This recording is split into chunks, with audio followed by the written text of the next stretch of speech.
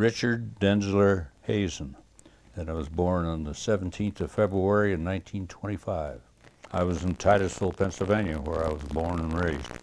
I was 16. In fact, I graduated from high school in the spring of 1942. First high school class to graduate after Pearl Harbor. We were known as the good news and the bad news class. The good news was that everybody that was getting out had a job, and the bad news was that it entailed wearing a uniform and you didn't know where you were going to be working.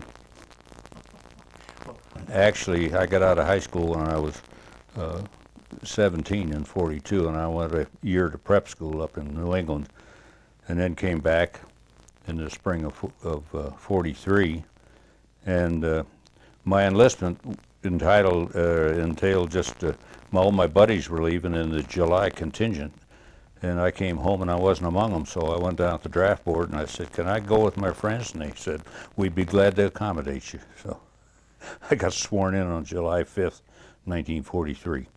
Well, I wound up, I had infantry basic out in Camp Roberts, California. I was one of the group of ASTP people. You took a test, and if you qualified with a high enough IQ, they were taken at that time, these ASTP boys, and put them in college. I thought they would be able to get more out of them that way than the other. So I went in that ASTP thing, and I got shipped from Indiantown Gap, Pennsylvania, all the way to Camp Roberts, California, for basic training. And after the basic was over, why then I came back to a small school in South Central New York, Alfred University, and there were about 200 of us there. And boy, was that good duty, because the town of Hornell was about 12 miles away, town of maybe 15, 18,000, and they took the National Guard Armory and turned it into a USO, and there were girls all over the place, and we were the only, about 200 of us, the only GIs in the whole neighborhood, so that was good duty. Well, it was the Army Specialized Training Program, and what they did was they took, if you wanted to take that test, why, you could, and our whole battalion out in California was a ASTP bunch, and they didn't have anybody in it that had more than 2 years of college, and some of them that had none. So we were 18 to 21 or 22-year-old kids in this battalion. And then after we had our infantry basic training at Camp Roberts, California, why then they sent us to different schools, and we were there from, it must have been about late October of 43 to the following March. And what they did was, then at that time, they found out they weren't going to win the war with bombing them from the air, and they threw out the ASTP program, they threw out the air cadets and the whole bit, and I got shipped to Camp Shelby, Mississippi in the 69th Division, which had been down there since May of 1943, and but they had been there kind of as a training division and sending out people, and so when I wound up down there, well, then it was from late March until the following October before we went overseas. When we came down there, why, there was the cadre of the older guys, and they'd been down there training troops for a year since the division was formed. And so we caught some flack being pencil pushers coming in there, of course. And when we walked them down on a couple of speed marches, why, then we were, kind of accepted. Well, we got shipped out of from Camp Kilmer, New Jersey. We went over to Europe in November of 1944, and had Thanksgiving on the boat. And the boat was a dandy. It was called the Santa Maria, which is one of Columbus's boats, but it was actually a converted banana boat, I think, from South America. And there were only about 600 of us on that boat, so when they stacked them in there, you know how small it was. And the North Atlantic in November is rough as a cob, and we'd go way down in a wave trough and come way up, and you could see the rest of the convoy. And way down again, all you could see was water. And most everybody was sick as a pup. I didn't get sick because I'd borrow some of the other guys' food dining cards that they punched, so I could, you know, I kept myself stuffed. Got to England just about the 1st of December, and we shipped at the same time. There was another division went with us. It came from Camp Shelby, 106th Division, and they had been doing the same thing down there for that the 69th had been doing, of training troops, and then next thing you know, they were shipping them out as replacements where they needed them. And when they were getting ready for the invasion, this is for, and I may have my dates messed up there, but at any rate, no, that's right. We were at Shelby, because I remember sitting down there in the woods down there when they critiquing a problem, and somebody came up and said, "Have these men heard about the invasion?" Well, that was D-Day, June 6th, '44. So at any rate, we wound up getting over there at the end of November, 1st December. 106th Division went to the continent, and we went to England. And the 106th got spread out in Belgium, and they're one of the divisions that got run over in that Bulge up there. In fact, they had the largest number of surrendered American troops that ever occurred. 2 regiments out of that division that were just creamed by the Germans coming through there. They were spread out over about 20 miles in these hills, and wintertime, and no experience. It was supposed to be a quiet section, and the Germans knew they were there. And then on Christmas Day of 1944, they came through our division, and they took all of the riflemen out of each squad. And in an infantry squad, there's 12 men. There's 5 riflemen, and a BAR team, and a squad leader, and an assistant squad leader. And they took the 5 riflemen and the assistant squad leader out of every squad on Christmas Day and shipped them. In fact, they flew them over to the continent over there, because they needed replacements at the Bulge. Our assistant squad leader wound up in the 99th Division. He got killed over there. In fact, that was another one of the divisions that they were just moving online. The Germans had good information on what was going on our side. And when they decided to make that that Bulge offensive, they were trying to get to Antwerp, is what they were trying to do, to get over there to where we were landing a lot of our materiel and so on and so forth. And they're trying to get to Antwerp.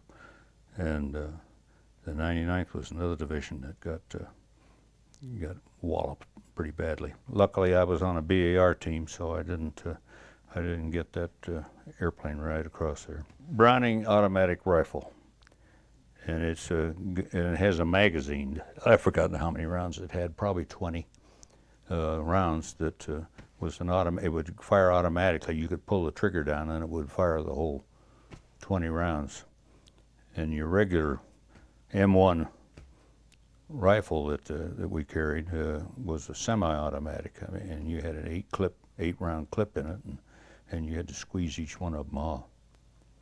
But the BAR would and you had to have the guy that was shooting the gun, shooting the BAR, and a couple of fellows that went with him in a team that were ammunition carriers and so on and so forth, and also could fire the BAR. And the German tanks were much better than ours. And the German automatic weapons were much better than ours. Their rifle was not as good as that M1. And their vehicles for moving stuff around were not as good as that 2.5-ton truck that we had. So it was really the 2.5-ton truck and the M1 that tipped the balance, so to speak, because plus the fact that they've been fighting 2 fronts, so Russia and us. When we first moved up, we went right up into that area where that bulge had taken place. And I don't know the French pronunciation. Saint-Vé, I think, is Saint-Vis, is the way it's spelled. But we went through there, and I don't believe there was a building in that town that had more than 3 walls standing. And the Germans came through there initially when they went through, and when was it, 39. They came through there in 39. Americans pushed them back through it again. They came through again at the bulge and almost got through. That was one of the hubs of the roads there. And when we came through there were all kinds of, a lot of tank battles there, and I would say the number of disabled American tanks outnumbered the German tanks, I don't know, 2 to 1. In fact, when we finally got over there and on the continent and moved up, we had to get refilled with the guys that, with replacements for the ones we lost at Christmas time. And so we finally got those people in there, and we moved up, and we didn't get in actually committed. The division wasn't committed until about I don't know, it was either real late January or early February. And where we were committed to, we were right across the road up in the piney woods facing the German Siegfried line. And on the other side of the road was what was left of the 99th Division. And they were jumpy. They said, you stay on your own side of the road. That we shoot first and ask who it is later.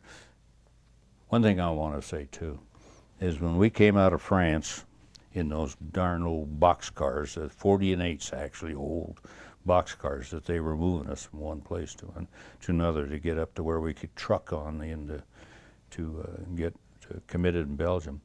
We came from France into Belgium, and I probably shouldn't say this, I'll offend some French people, but I bet I can get a lot of substantiation to it. The French were sitting on their duff with their hand out, waiting for the Americans to do something for them. We got across that border, and you could see that all the difference in the world. The Belgians were out there trying to clean up their torn up towns. They brought pots of this ersatz coffee that they had, made out of grain. They brought it out to give us a cup of coffee, and hot coffee, because it was cold. And my opinion of the Belgians and how they reacted to the Americans, and they were going to help and do what they could. And my experiences with the French was not very good. Then we went through the Siegfried line, and which was that, the French had the Maginot line and the Germans had the Siegfried line, these concrete emplacements and tank traps and all of that business. And we went through there and worked our way on up to the Rhine River. And we were actually, my division, and it was pretty close to where that Remagen Bridge was, the only bridge that was not blown up by the Germans. They stumbled onto it. The 9th Armored Division stumbled onto it and actually got across it before it collapsed. And we were fairly close to that. And then when we crossed the Rhine, we crossed in these little Navy assault boats, just like they had done when they came in on the beach at Normandy. And we crossed over there across the Rhine at Koblenz. Not anything like the fellows had that were fighting in Normandy. I mean, it was not that concerted. You get pockets of it, and most of it in communities or road junctions. You had to be on guard because you didn't know and of course in some places the quality of the German troops was not very good, but by the same token, a 14, 15-year-old kid with a rifle in his hand, if he knew how to shoot it, he could kill you just as dead as a stormtrooper or a SS trooper. And every now and then you'd run into a few those SS troops, and they had, they were a horse of a different color. They know how to fight and had a lot of pride in their units and so on. And then I've had occasions when somebody waved a white towel or whatever out of a window, and then you got on past them, and then the next thing you know, they're shooting at you. The Germans were, at least where we were, Uh, thinking back, we were going through, marching up through there, and what the Germans did was a lot of them, they pulled out of that and went back, and it was wooded area, a lot of it, and they'd actually blast the trees and blow them so they'd fall down, so they'd fall across the road, so you couldn't get your mechanized stuff up there. And we had this lieutenant from Texas that had a real twang, Brown, and we were tired of carrying this and that, and we took our gas masks out of the bag, the packet that they were in, and we're throwing them away and carrying other stuff in there. Now, ma'am, don't throw those gas masks away. Here the Krauts are hauling gas. Somebody yelled at him and says, Lieutenant, they aren't hauling gas, they're hauling ass. Oh, Lord. One thing, when we got through there, we got us mobile showers up there, and I had the first shower I'd had in 6 weeks, which, you know, if you have any inclination towards being clean and fastidious, why that it was very welcome, to say the least, because you stand on a piece of cardboard or whatever in the snow and heat water in a steel helmet and give yourself a bath. But that was the first shower, and they had these mobile showers that they brought up, and if you had a chance to catch up to you, why, you get and I remember that was 6 weeks from the time I'd had the last shower. It was the worst winter in 40 years in Europe, cold and snowy, and there was an awful lot of problems with our troops in that we didn't have some of the right gear. Those GI boots that they had, you get them wet, and then they'd freeze, and you know, and so on. And there was a lot of trench foot. That, in fact, one of the guys that was in my squad, we'd go into a bunker at night, rub his feet, try to, you know, get the circulation back. And the last time I saw him, he was going back somewhere to a hospital with trench foot. You could find an old cellar somewhere, maybe, with the building that you're in might have been blown to heck, and you're down in the cellar, but you didn't stay anywhere long enough to do much about it. Every now and then they'd get a kitchen up with hot food, and the rest of the time we were eating K rations. Well, we got through across the Rhine, and we first town of any real significance that my division happened to come up with was Kassel, Kassel, and my division and I can't remember what the other one was, took that city. It was an industrial city, and in fact, that's one of the places where they made their tanks. The Germans had tank factory there. From Kassel, and then several other towns, and the next great big city that we came into was Leipzig. And at Leipzig, there was us and the 2nd Division, and we both went in there. And in fact, there's enough confusion when you're doing stuff like that. The part of our outfit and part of their outfit were shooting at each other during the night. You know, you couldn't tell who was who. And then from Leipzig, why, we went up to a town of Halle, and then my outfit got assigned to, it was a great big poison gas dump up there. And the biggest one, supposedly the largest one that the Germans had in the woods in these bunkers and so on. So we wound up stationed there to do guard duty on this great big gas dump that supply the dump. And one of my, part of my division progressed on up to Torgau on the Elbe River, and that's where we were the first troops. The division was the first one to meet the Russians coming from the east. Where I happened to be, I wasn't up at the actual meeting. Oh, there was lots of vodka and everything else going on, and the Russians liked their automatic weapons, and they said they were riding horseback up and down the streets of Torgau with their machine pistols, spraying the walls, and you know, having a big time. But this one Russian column that was coming through there had come all the way across, and they were all laughing, and what they had was they had dogs pulling stretchers. They had them harnessed up to a little stretcher, and then they were in these big wagon type, cart type things, And they had their women right with them. They had women in the flat lot right with them, about one to the squad. And here they are coming through there and laughing and pointing back over their shoulders. And one of our fellows could speak a little Russian. What were you laughing at? Well, at the end of the column, you'll see. Well, the only mechanized piece of equipment that those guys had was an officer pushing at the back end of the column a motorcycle, and it wouldn't run. And that's what they were laughing at. So they were a ragtag bunch, but they had come all the way across, picking up, looting horses or getting horses, and that's how that particular group moved, was by cart and walking motorcycles, and had their women with them. But where I was stationed, here was a Russian.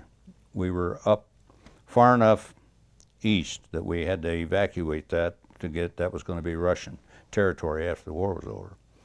And we met up the Russians on April 25th, and the fighting in Europe ended on May 8th. So it was just a matter of a little over a week and a half till it was over with. And all this time the Germans were streaming towards us because they preferred to surrender to the Americans and not the Russians, because they had scorched Russia pretty good, and they didn't want any part of being a prisoner of war of the Russians. They knew we'd be easy on them, and we were, I think, in some respects. And I had one place where I was stationed after the war was over, where we had a compound of troops, and they had to prisoners, and they had to process them. So it took some time, and the civilians would come up and try to get some food to them, and I personally get some food for someone. It could have been a relative or somebody that they knew, locally. But so I let them take the food to them.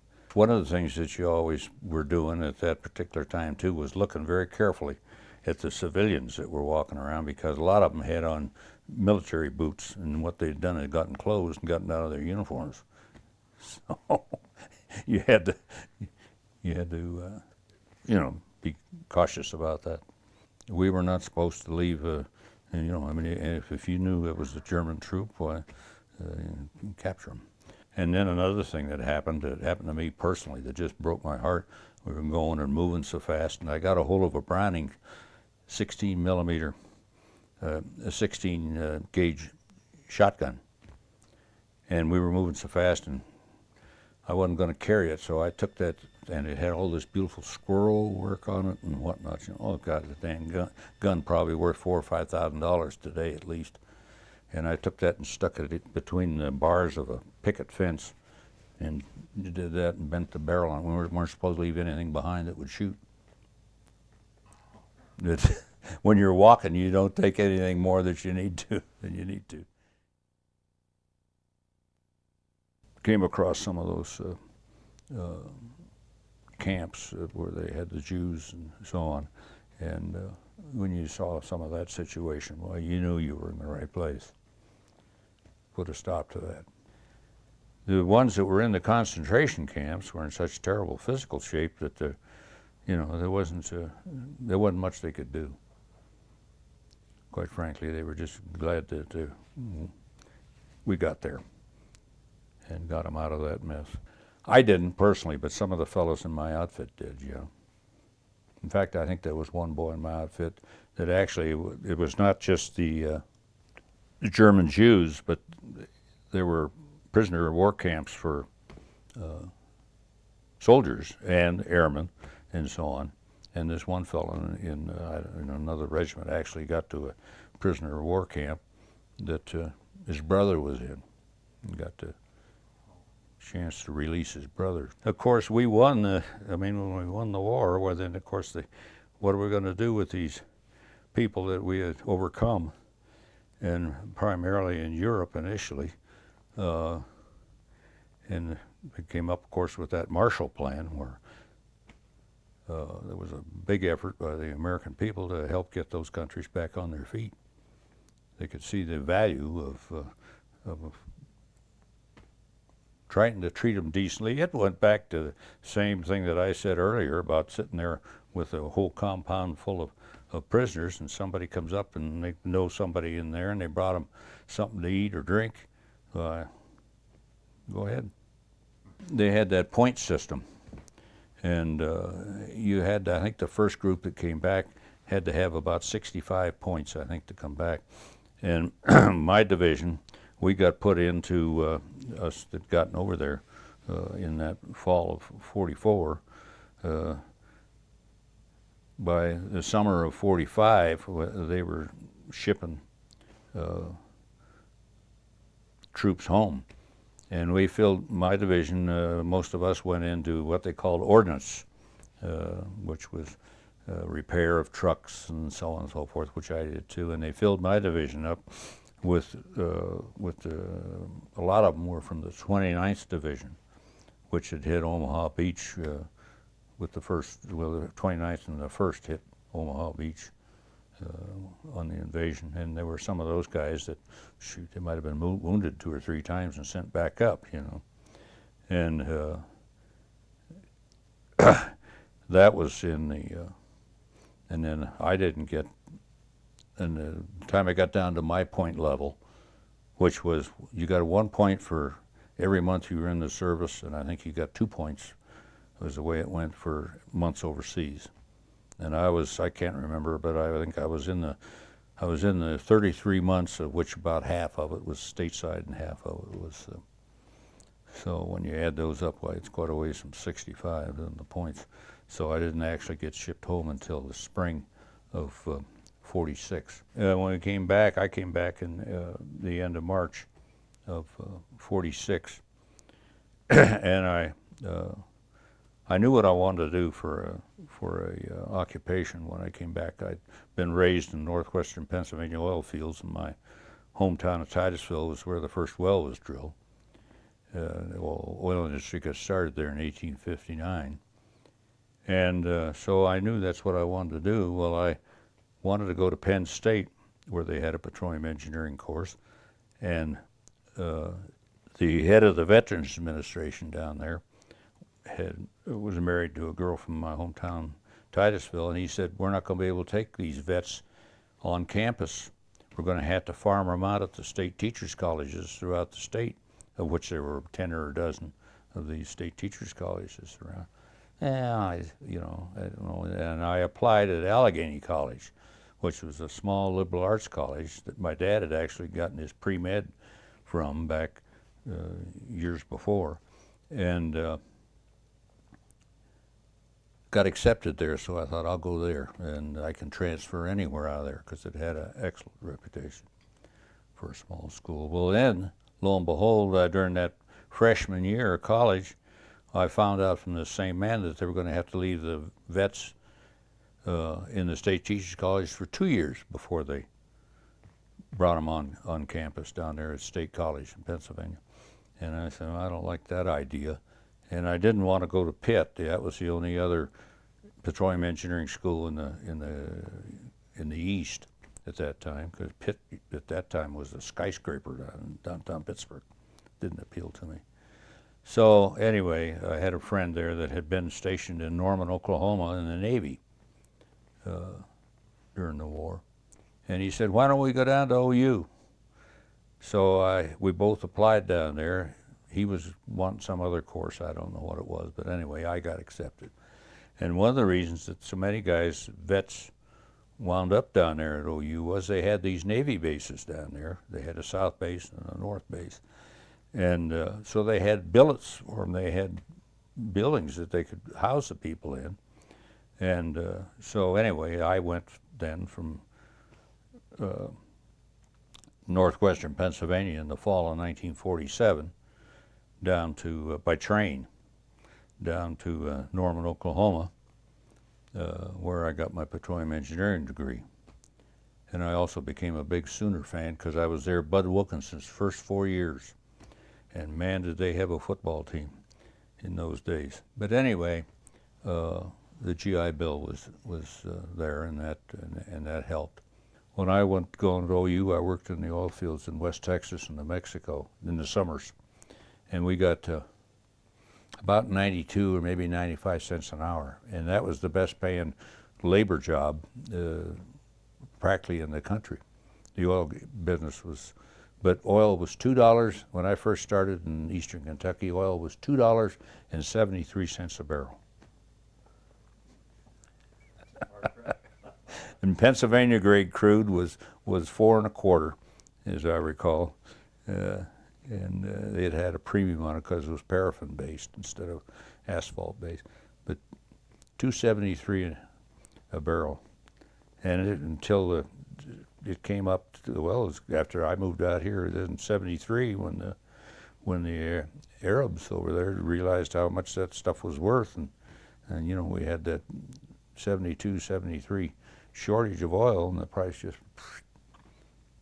But it wasn't the only thing that went up. Labor went up, steel went up, everything else, and inflation just, you know. Yeah. I started to work in eastern Kentucky for $275 a month when I got out of Oklahoma in 1951, January 1951, when I graduated. $275 a month, but I was working, you know, when you get out in the oil field working, you work till the job's done. And I was guaranteed enough overtime to make 3 1/4. So the next thing you know, I'm making $350, $375 and whatnot. And cheap beggars took me off the overtime deal and gave me a raise to 3 1/4. So, but when those days when I was single, I almost always had an extra paycheck in my pocket that I hadn't cashed. You couldn't, and you couldn't get along on, or you don't get along in this day and age on 3 1/4 a week. I met her in Western Kentucky when I was back working for Ashland Oil Refining Company, and I got transferred from Eastern Kentucky to Western Kentucky, and to a little town of Henderson, Kentucky, right across the river from Evansville, Indiana, Western Kentucky out there. And I met her on a blind date at a J.C. picnic at Audubon Park in Henderson, Kentucky. James J. Audubon was from that neck of the woods, and they've got a beautiful park back there, the Audubon Park. So I met her at a blind date, in Henderson. I decided I want to get my master's, and they weren't so picky at Penn State about that time. So I got in up there and got my master's at Penn State, and came back out here, or came back to work in that part of the world, the Illinois Basin. And then the company that I worked for when I got out wound up transferring me out here in 1968. And I got transferred from Evansville, Indiana, down on the Ohio River, to Denver. July 1st of 1968, we arrived in Broomfield. In fact, I was all set to buy a house down here. I can't remember the name of the company that had it, but building a development down not very far from Villa Italia. And the guy the fellow that transferred me out here was a Broomfield resident, a fellow named Bob Peterson. And I thought, I don't know whether I want to live in the same town with my boss or not, you know. So we were looking down there. And at the same time, Melvin and Eleanor McKinley had moved out here about a year before that, and we knew them from back in Western Kentucky. Eleanor McKinley and my wife's next younger sister were like that in high school, you know, all the way. So anyhow, well, they wanted us to move here. Well, at first I didn't like the idea, but finally I said, well, I'll look around, and got a hold of, in fact, this Peterson sick Jim Van Buskirk onto me. And of course, Jim's been here since Hector was a pup, and he was in the real estate business then. So anyway, we looked around to see what was available here, and I came within an hour and a half of signing up to get a house built over in Northmore, and this house was for sale, and it was part of the 1959 Denver Parade of Homes, so it was 9 years old. And landscaped to the teeth. I mean, it had 13 pinyon trees on it, and I could see the workmanship was great. And we had 5 kids, and here's the high school, a block and a half up the street. So when this was available, Jim brought us by here to look at it, and so we made an offer, and the guy took it, and we were out here. We came out in the spring before we actually moved to look for a place when I knew I was getting transferred. So we bought this house, and I've been here ever since, so it's been 32 years. My next door neighbor went to Dartmouth, and he graduated from Dartmouth, and he had a reserve commission in the Marines, in the United States Marines. And when the war broke out, he went to immediately to Quantico in Virginia, and he wound up as a communications officer for Merritt Edson's 1st Marine Raider Battalion on Guadalcanal. And the Japanese would infiltrate and cut their forward observer lines and listen into what they were doing. And Bill Stevenson had Navajo Indian boys in his outfit. And later there was quite a bit of talk about these code talkers and so on, but as far as I know, this is the first time it was done. And he put Navajo boys on both ends of those communications, and they have no written language. And and he, my folks had it. I don't have it now, and don't remember what became of it. But had a picture of him getting the Legion of Merit pinned on him by Admiral Bull Halsey for that deal there in on Guadalcanal. I'm not much of a joiner, but my wife was, and she had actually, when they first started those, first started, she took over that when they were doing the Meals on Wheels out of Mariel Manor over there. Pat was doing that over there, and I had retired in the spring of '86, so I was her gopher driving to Lafayette up there to where they were preparing the meals and get the food in these big thermal containers and bring it down. Well, I was raised in a small town of about 8,000 people, and you can take the boy away from the small town, but you can't take the small town away from the boy. And quite frankly, when we moved out here in '68, that's about the size of Broomfield. It was 8,000, maybe a little bit bigger. Now we're talking 40, and I'm not happy. But what are you going to do? It's, I guess, progress. And people, there's lots of good jobs around here, and you know, that type of thing. But I'd like to go on these extended fishing trips up into Montana. Every time we come back down I-90 and 25, we come through Sheridan, Wyoming, and I say, man, this place is looking better to me every time I come down the road. I don't like crowds, and you know, and it's just been a tremendous difference in the ease of getting around in the last 5 to 7 or 8 years out here. It's just, but that's, you know, you get set in your ways. Nobody knows what the threat was to our way of life by the Japanese to the west and the Germans to the east. And if we hadn't stood up to them, you'd be speaking either Japanese or German or both.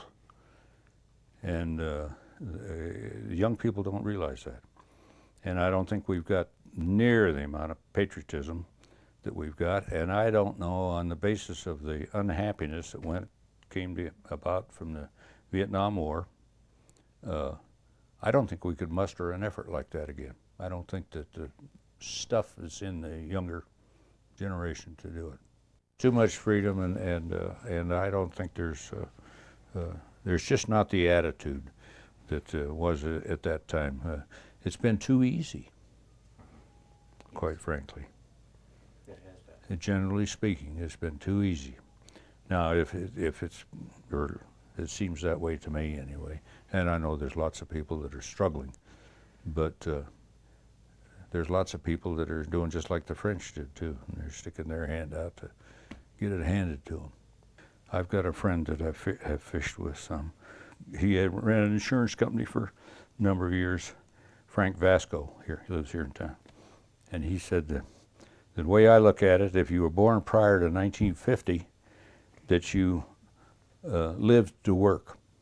And if you were born after 1950, you worked to live. In other words, you just worked as much as you needed to in order to get the materialistic things that you want. And he's not very far from wrong in a lot of respects. I personally think there's too much materialism, and me first. Me too. NIMBY, not in my backyard, you know, and all of that attitude. It's a different attitude than it was when I grew up. I grew up during the Depression, and people helped each other and so on. And I do think that this Front Range community here, Denver and all, do a great job in trying to do things for people that are less fortunate. I'm impressed with that. I doubt that there's any, but there's so much of this, get out of my way, and that's not the way I want it. And it's not as easy going as it was. And quite frankly, what we've been dosed with over the years, and I'm not a prude by any means, but some of the stuff that gets stuck on television gives this younger people, and I've got a 16-year-old grandson living with me, and some of the stuff that comes off of that tube in there, I don't think he needs to be having that running around in his mind, but that's today.